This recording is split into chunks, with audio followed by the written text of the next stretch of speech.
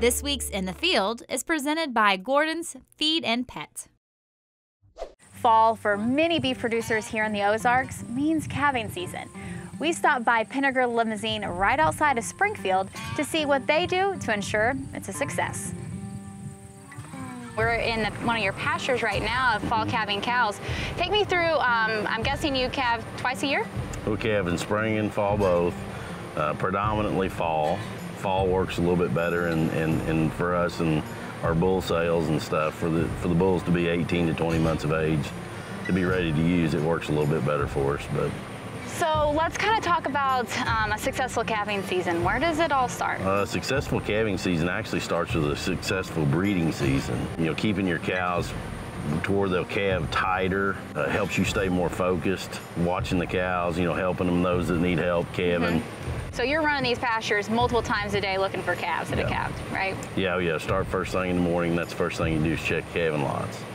And that's actually the last thing you do before you go in at night, is go check the calving lots. And in early fall, you know, it's warm during the day, the cows kind of shade up. It can be a little hot, and a baby calf sometimes doesn't always know to go to the shade, so usually we go check them a couple times during the middle part of the day. So. Well, let's go see if anything's calved. Perfect. Ty said the first thing he does when he finds a new calf is identify the mother, otherwise known as the dam. Then he is able to identify the sire, or the father. This information and the calf's permanent ID, which will stay with that animal its entire life, are then put on an ear tag. So this number will actually be tattooed in the calf's ear, so that this number will grow with the calf, and it'll end up being probably that tall whenever the calf's year of age.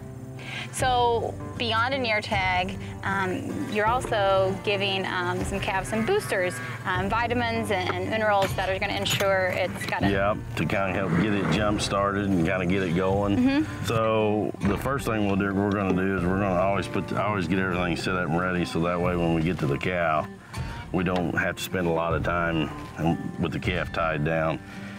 And we're going to go ahead and set our number on our calf's going to be 137. First thing we're going to do is give him the oral scour vaccine. And scours are just basically scours are calf diarrhea of the calves, and we try to prevent that because that makes them drain the nutrients basically out of their body. Well, the dehydration is just, baby calves cannot take being dehydrated, and that's kind of where we always get in trouble. So we'll give this orally. Okay. The rest of our stuff will be given sub-Q. And then we're going to give our vitamin E, A, and D. And so you pull the skin up and you kind of make a tent, and that means sub-Q. Under the skin, other forms of vaccinations or shots would go in intramuscular. Right. And then we'll give our vitamin B complex, which kind of helps with energy, and it helps with, helps with brain development. The next thing I always do is iodine its navel.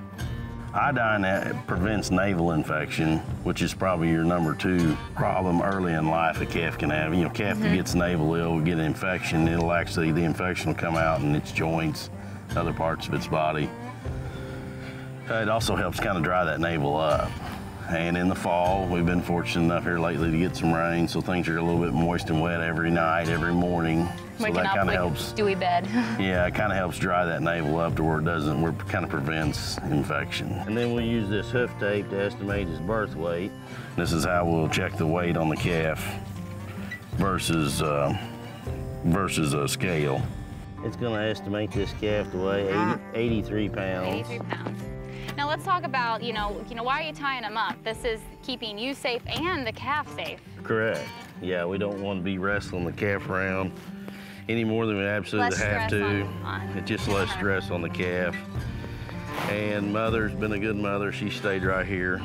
So now, and that's kind of one reason we wrote our tag ahead of time, is to hopefully not have this calf tied down very long. And so we're going to let him up and let him back to his mother. We kind of want to get him turned the right way. Whether you're a Limousin producer like Ty or have Herefords like me, whether you have commercial or purebred cow-calf operation, all our goals are the same: a healthy cow and calf.